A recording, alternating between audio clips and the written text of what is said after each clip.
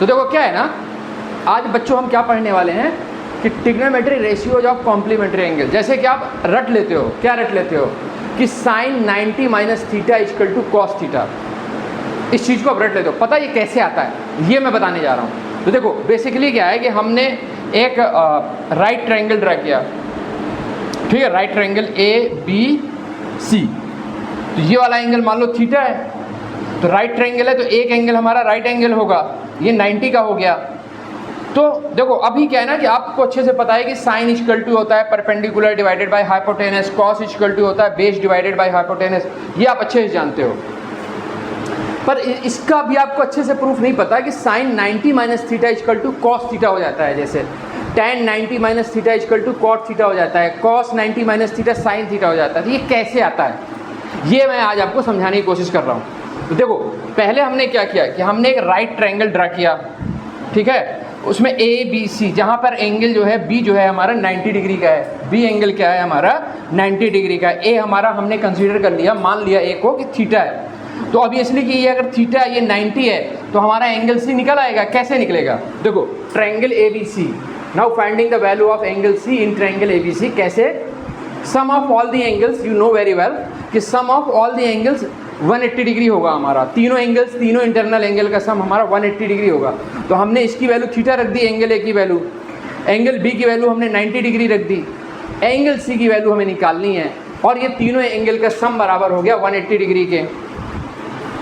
Angle AC की value हमें निकालनी है, तो हमने ये थीटा और 90 हम राइट हैंड साइड पे ले गए। कैसे, 180 माइनस 90 माइनस थीटा, तो 180 में 90 आएगा तो 90 बचेगा, तो 90 माइनस थीटा हो जाएगा। एंगल C की वैल्यू हमारी कितनी आ जाएगी, 90 माइनस थीटा आ जाएगी।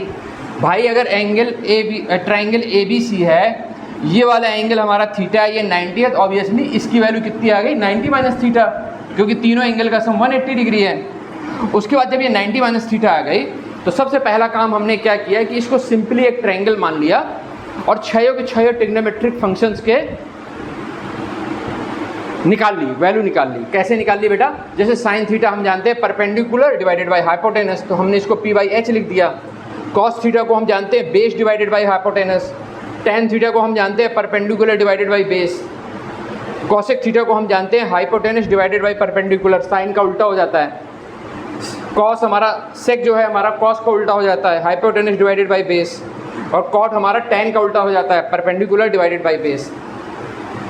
देखो अब हमें क्या निकालना है, अब हमें निकालना है 90 माइनस थीटा की वैल्यू। तो हमने इस ट्रायंगल को थोड़ा सा टर्न कर लिया।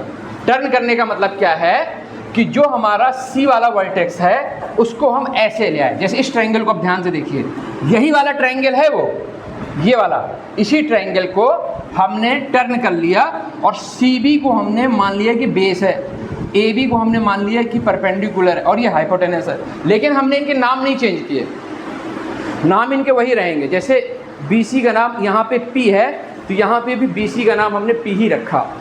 यहाँ पे AB का नाम हमारा B है, तो यहाँ पे भी हमने AB का नाम B रखा। हाइपोटेनस हमारा सेम होगा, क्योंकि 90 के अपोजिट हमारा हाइपोटेनस होता है। हाइपोटेनस हमारा कैसे डिफाइन होता है, राइट ट्रायंगल में, राइट ट्रायंगल में हमारा जो हाइपोटेनस डिफाइन होता है वो होता है 90 के अपोजिट वाला साइड, 90 डिग्री के अपोजिट वाला साइड हमारा हाइपोटेनस होता है। अब हमने फिर से इसमें लगाना चालू किया। अब इस वाले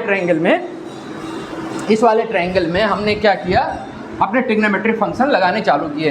पहले हमने लगाया sine 90 minus theta. See very carefully कि sine 90 minus theta perpendicular divided by hypotenuse, पर परपेंडिकुलर का वैल्यू क्या है यहाँ पे, B है, B डिवाइडेड बाई H हो गया।